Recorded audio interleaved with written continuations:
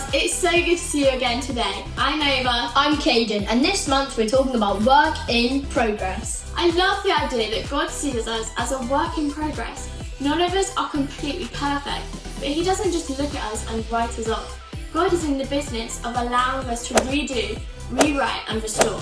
That's right. When we make mistakes along the way, God will always forgive us. You know, Jesus was even able to forgive those who are crucifying Him. That's simply amazing. And He forgives us too when we mess up and turn to Him. You know, because we've been forgiven, we can work hard to forgive others, but it's not always easy. It's not really easy, Caden, but the Bible is pretty clear that we should forgive others. In a book called Colossians 3:13, it says, "Put up with one another. Forgive one another if you are holding something against someone. Forgive them, just as the Lord forgave you." That is a pretty clear instruction, isn't it? Let's go over to Story Lab to find out more. Welcome to Story Lab. This week, we're talking about forgiveness. Well, we take a look at the story of someone who knew just where to go with her messy life.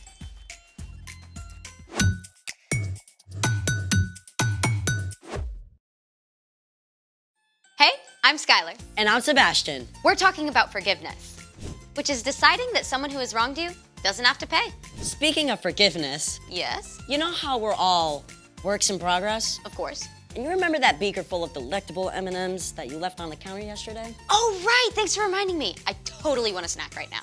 Yeah, about that. Wait, that's the beaker that the M&Ms were in? This is the beaker. Where are the M&Ms? You did not eat an entire beaker full of M&Ms! I was only gonna munch on a handful, but they kept calling to me.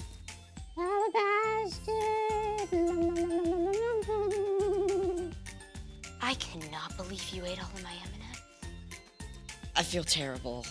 Bet your stomach did too. True story. I'm really, really sorry. I'll get you some more. I forgive you. Thank you. I'm gonna get you some more, I promise. Cool. But I know something we can do with it first. Something better than M&Ms? Yep. Let's make it. Step 1. Take a candle and place it in the center of the dish. Step 2.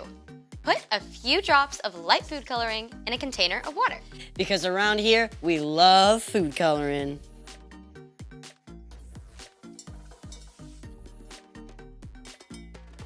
Then, pour the water in a shallow glass dish until it just covers the bottom.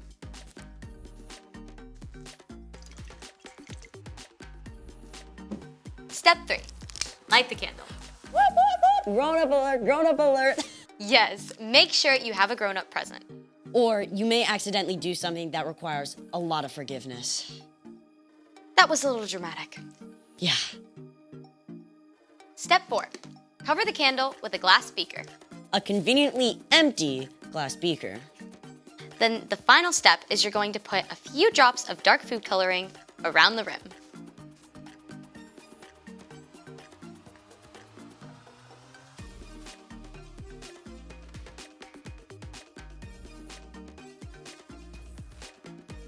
What's with the water?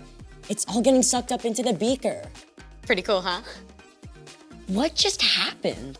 Science! As the flame consumes oxygen, the pressure inside the beaker is decreased, while the pressure outside the glass stays constant. Since the outside pressure is greater than the inside pressure, the water gets pushed up into the beaker. Taking away the water in the dish. Oh, just like how forgiveness takes away all the bad things you've done. I see what you did there. I love a good visual. It's time for... The story before the story. Today, we're in Luke, the third book in the New Testament. But before Luke, in the very beginning, out of a deep, deep love, God made an amazing world. But when people turned away from God, the world was broken. God made a plan to draw people back into relationship. So, at the right time, God sent a tiny baby to be born in the small town of Bethlehem. God's very own son, Jesus. When Jesus grew up, he began to travel from town to town, teaching and healing. And while most people loved him, the religious leaders grumbled. That Jesus was changing the way they'd always done things. And they didn't like it. One bit. Which is where our story starts. Take it away. Hey everyone, I'm Chloe. Hi, Chloe. The religious leaders, some called Pharisees, were keeping a sharp eye on Jesus. They weren't completely sure about him yet. So, one of them, a man named Simon, invited Jesus to have dinner at his house. But even though Simon gave Jesus the honor of inviting him for dinner, Simon left out something important. See, at this time, everyone wore sandals, no socks. And when they walked the city streets, they got whatever was on those streets all over their feet. Use your imagination. Ugh. So, usually, when a guest came to your house, servants would wash their feet right away. As a sign of honor, you might give them a kiss and anoint their head with oil. But Simon didn't do any of this for Jesus. And someone noticed. A woman from town had heard Jesus was going to be at Simon's home. She lived a difficult life and done many wrong things, but she knew that Jesus' love and mercy were greater than her sins. She desperately wanted to see Jesus, so she came to Simon's house and saw where Jesus sat at the table. Now, you've got to understand something about how people sat to eat at this time. Tables were low down, so you actually sat on the floor. In fact, you might even lie down on your side with your head over here by the table and your feet back over here behind you. The woman had bought an expensive container of perfume to pour on Jesus' feet as a sign of love and honor. She must have thought it was terrible that no one had offered to wash his feet and wanted to do it herself. But she didn't have water or a towel. So this woman actually used her own tears to wash Jesus' feet and wipe them with her hair. It seems strange to us, but it was an incredible sign of this woman's love and devotion. After washing Jesus' feet, the woman kissed them. Then she took the perfume she'd bought and poured it out over them. As the strong, sweet smell of perfume filled the room, Simon and the other guests watched the woman. They were shocked by what she was doing. Simon said to himself, "If this man were a prophet, he would know who was touching him. He would know what kind of woman she is. She is a sinner." Simon thought this inside his own head, but Jesus knew exactly what Simon was thinking. So he told a story to help Simon understand. Simon, I have something to tell you. Tell me, teacher. 2 people owed money to a certain lender. One owed him 500 silver coins. The other owed him 50 silver coins. Neither of them had the money to pay him back, so the lender let them go without paying. Which of them will love him more? The room was so quiet, you could hear a pin drop. At last, Simon spoke. I suppose the one who owed him the most money. You are right. Do you see this woman? I came into your house. You did not give me any water to wash my feet, but she wet my feet with her tears and wiped them with her hair.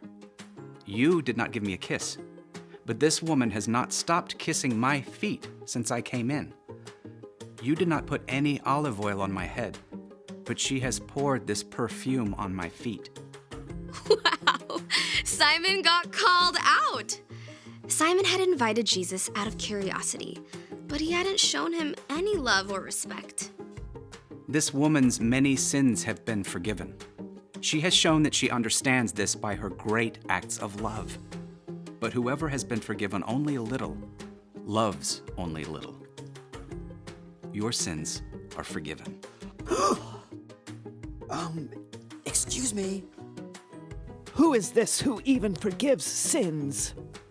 The other guests whispered and exclaimed in shock, but Jesus smiled at the woman with deep love in his eyes. Your faith has saved you. Go in peace. The room was filled with religious leaders who were quick to call the woman a sinner. But they didn't look at their own lives. They didn't see their pride and hard hearts needed forgiveness just as much as the things this woman had done. The end. I gotta be honest, all the feet washing and perfume stuff seems a little bit strange, but she was all in for Jesus. Exactly. She saw how much she needed Jesus. All the religious leaders missed it. They thought they had it all together. They didn't think they needed Jesus or his forgiveness. So, what's our part in this story? Jesus made it clear. Everyone needs forgiveness. Not just the guy who robbed a bank or the school bully. All of us have done things wrong. We've all messed up. And those wrong things, big and small, have broken our relationship with God. They make us feel far away from God. We all need forgiveness. It's why God sent Jesus to be here on earth with us. Jesus showed us how to live. He's the only one who never sinned, and then Jesus laid down his life for us. When Jesus rose to life again, sin and death were defeated. When you choose to follow Jesus and ask God for forgiveness, God wipes away the wrong things that you've done.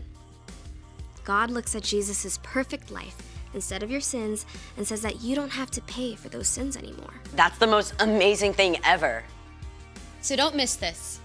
You've done wrong things. You need to be forgiven. But because of Jesus, God is ready and willing to forgive you and wipe away the wrong things you've done right this second. That's amazing. Enjoy! See you next time! Bye, Chloe. So here's the thing. Everyone needs forgiveness. Just like you forgave me for the M&Ms. Wow, thank you. Can I have a few? A few.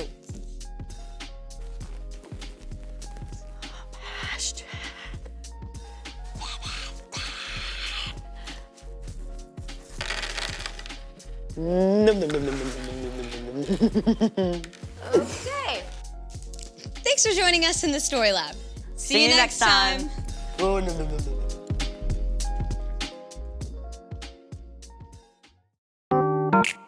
Yeah. Come on. Let's go.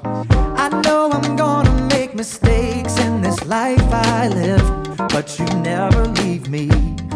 You forgive. I won't always get it right. It's alright, 'cause no matter what I do, I'm always loved by you. In the morning time, I'm gonna sing. God, you make me smile when you're doing your thing. I'm thankful for the way you set me free and all of the ways that you love me. I know I'm gonna make mistakes in this life I live, but you never leave me. You forgive. I won't always get it right. It's alright, 'cause no matter what I do, no matter what, I'm always loved by you. In the morning time, I'm gonna sing. God, you make me smile when you're doing your thing. I'm thankful for the way you set me free and all of the ways that you love me. In the morning time, I'm gonna sing. God, you make me smile when you're doing your thing. I'm thankful for the way you set me free and all of the ways that you love me. Let's take 'em to the bridge. God, you're never giving up on me. God, your love is all I'll ever need. You're all that we need. In the morning time, I'm gonna sing. God, you make me smile when you're doing your thing. I'm thankful for the way you set me free and all of the ways that you love me. In the morning time, I'm gonna sing. God, you make me smile when you're doing your thing. I'm thankful for the way you set me free. Yes, we are. And all of the ways that you love me. I'm thankful for the way you set me free. And all of the ways that you love me. Sing it again. And all of the ways that you love me. That was so awesome. We hope you enjoyed Story Lab and the worship song too. Do join us again next week for more fab stories, either online from 9:30 a.m. or on site at the Free Church Hall in Letchworth from 10:15 a.m.